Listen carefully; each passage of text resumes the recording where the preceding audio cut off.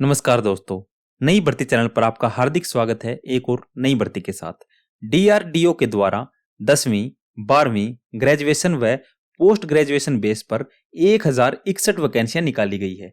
भर्ती से रिलेटेड पूरी जानकारी आपको वीडियो में हम देंगे।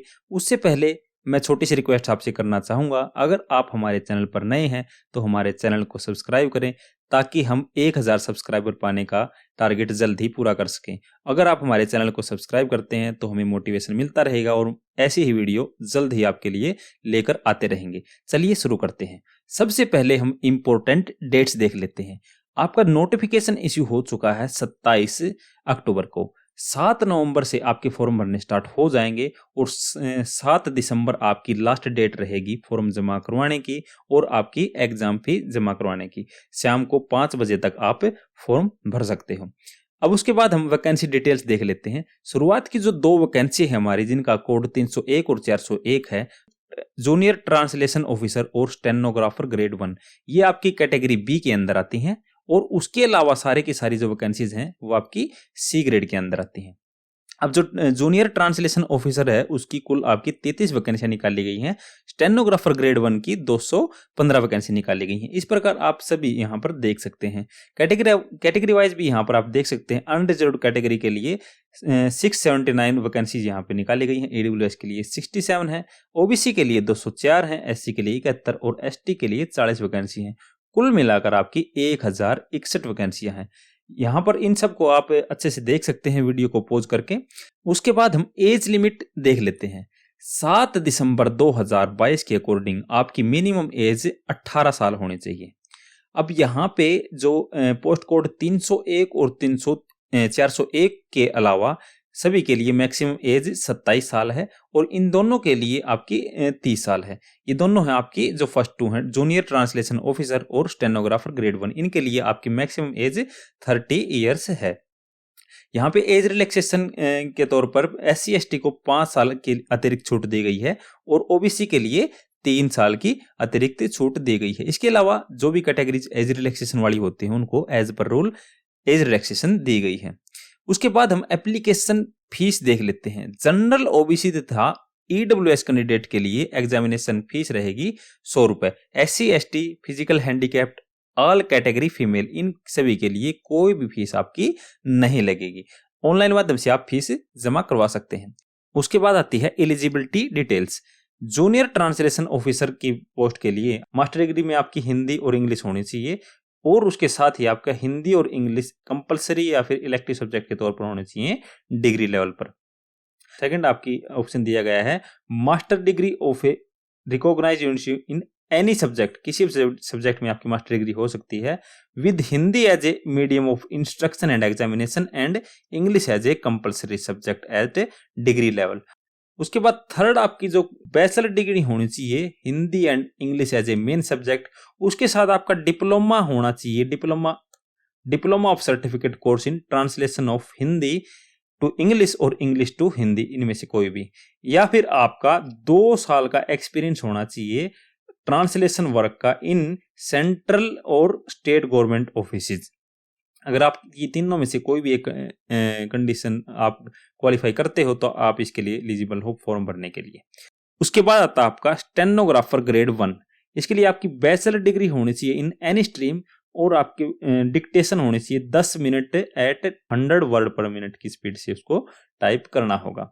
ट्रांसक्रिप्शन के लिए आपको 40 मिनट्स का समय दिया जाएगा। स्टेनोग्राफर ग्रेड 2 के लिए इंग्लिश टाइपिंग के लिए 12th क्लास पास आप होने चाहिए और आपको 80 वर्ड पर मिनट से डिक्टेशन टाइप करनी होगी, जिसके लिए आपका पास 10 मिनट का समय होगा। ट्रांसक्रिप्शन के लिए आपको 50 मिनट्स का समय दिया जाएगा।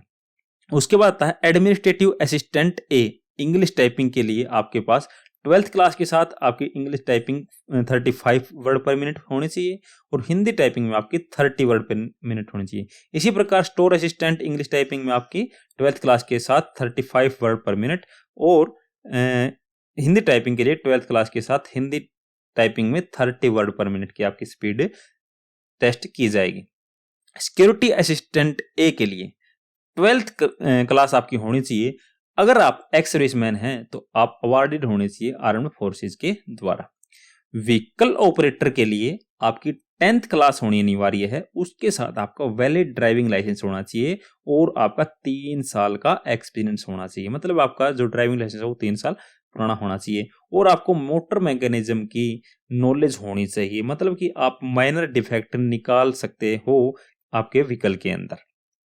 उसके बाद था फायर इंजन ड्राइवर। इसके लिए आपके 10वीं क्लास के साथ आपको ट्रैफिक रेगुलेशंस की नॉलेज होनी चाहिए और आपकी physical fitness and capable of strenuous duties, मतलब कि फिजिकल जो ड्यूटीज होती हैं उनको करने के लिए आप कैपेबल होने चाहिए। फायरमैन के लिए भी सेम आपका 10th क्लास के साथ आपका फिजिकल फिटनेस अच्छी होनी चाहिए और कैपेबल ऑफ स्ट्रेनस ड्यूटीज। अब बात आती है सिलेक्शन प्रोसेस के ऊपर। सिलेक्शन प्रोसेस में आपके दो एग्जाम होंगे, टायर 1 और टायर 2। टायर 1 में होगा आपका सीबीटी कंप्यूटर बेस्ड टेस्ट और टायर 2 में आपका skill physical fitness capability test. मतलब जिस भी पोस्ट के लिए इनमें से जिसकी जरूरत है उसी टेस्ट को आपको क्वालिफाई करना होगा। जैसे व्हीकल ऑपरेटर ए, फायर इंजन ड्राइवर ए के लिए आपको ड्राइविंग टेस्ट पास करना होगा। एडमिनिस्ट्रेटिव असिस्टेंट ए और स्टोर असिस्टेंट ए के लिए टाइपिंग टेस्ट आपको पास करना होगा। डिक्टेशन एंड ट्रांसक्रिप्शन टेस्ट आपको स्टेनोग्राफर ग्रेड 1 और 2 के लिए देना होगा। Security assistant A, fire engine driver A and fireman के लिए आपको physical fitness and capability test भी देना होगा। तो यहाँ पर ये आप देख सकते हैं। अब मोड ऑफ एग्जामिनेशन देख लेते हैं हम। जो आपका सीबीटी होगा उसमें आपको दो टाइप से यहाँ पे बांटा गया है। फर्स्ट आपका 301 पोस्ट कोड, जिसमें आपका आता है जूनियर ट्रांसलेशन ऑफिसर। इसमें आपके कुल 80 मार्क्स दिए जाएंगे, जिसमें आपका समय होगा 60 मिनट का। इसमें आपके जो 40 क्वेश्चन होंगे जनरल हिंदी के और 40 क्वेश्चन होंगे जनरल इंग्लिश के। बाकी सभी पोस्ट के लिए आपके 75 क्वेश्चन होंगे, जिनमें आपके शामिल होंगे quantitative aptitude, reasoning ability, general awareness and general English के सब्जेक्ट। इसमें कुल आपके 75 मार्क्स होंगे। समय होगा आपके पास 1 घंटे का। उसके बाद आपके टायर 2 में skill physical fitness and capability test होगा। जिस भी पोस्ट के लिए इनमें से जिस भी टेस्ट की जरूरत होगी, सभी पोस्टों के लिए केवल 301 को छोड़कर इसमें आपको डिस्क्रिप्टिव टेस्ट देना होगा, जिसमें आपको ट्रांसलेशन एंड एसे दिए जाएंगे। कुल आपके 200 मार्क्स होंगे। समय होगा आपके पास 120 मिनट, मतलब कि 2 घंटे का। अब उसके बाद हम इसमें देख लेते हैं जो आपके स्किल टेस्ट है, skill test, physical test, capability test है। ये सारे के सारे इस टेबल के अंदर मेंशन किए गए हैं। फर्स्ट आपका फिजिकल मेजरमेंट टेस्ट। इसके अंदर आपका जो मेल कैंडिडेट्स हैं उनकी हाइट होनी चाहिए 165, मतलब 165 सेंटीमीटर मिनिमम हाइट होनी चाहिए। फीमेल के लिए 157 सेंटीमीटर। 81 सेंटीमीटर आपकी अनएक्सपेंडेड चेस्ट होनी चाहिए। 5 सेंटीमीटर का आपका फुलाव होना चाहिए। वेट मिनिमम 50 किलो होना चाहिए मेल कैंडिडेट्स के लिए और 45 केजी होना चाहिए फीमेल कैंडिडेट्स के लिए। उसके बाद मेडिकल स्टैंडर्ड आपका नॉर्मल है। विजन आपका 6/6 का होना चाहिए। कलर ब्लाइंड आप नहीं होने चाहिए।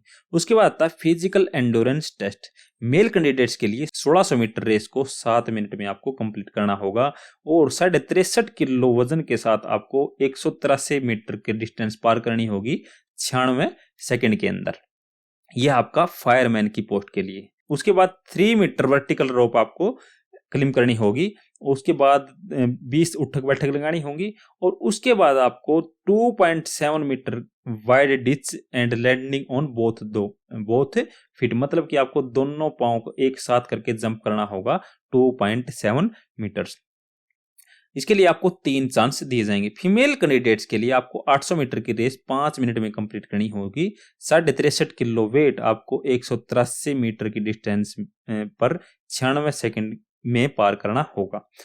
2.5 मीटर का वर्टिकल रोप क्लाइम करना होगा आपको। 15 उठक बैठक लगानी होगी और 2 मीटर का आपको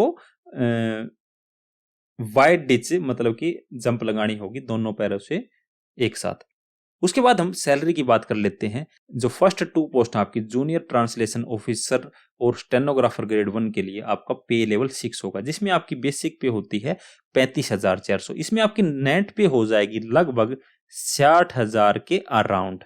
उसके बाद स्टेनोग्राफर ग्रेड 2 के लिए आपका पे लेवल 4 रहेगा, जिसमें आपकी बेसिक पे होगी 25,500। इसमें आपकी जो नेट पे हो जाएगी वो करीब आपकी 50,000 के आसपास हो जाएगी। उसके बाद जो सभी पोस्ट हैं उनके लिए आपका पे लेवल 2 रहेगा, जिसमें आपकी बेसिक पे 19,900 होगी। आपकी सैलरी यहाँ पे नेट सैलरी हो जाएगी लगभग 26,000 से 27,000 के करीब।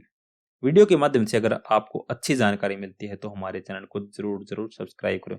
Thank you very much.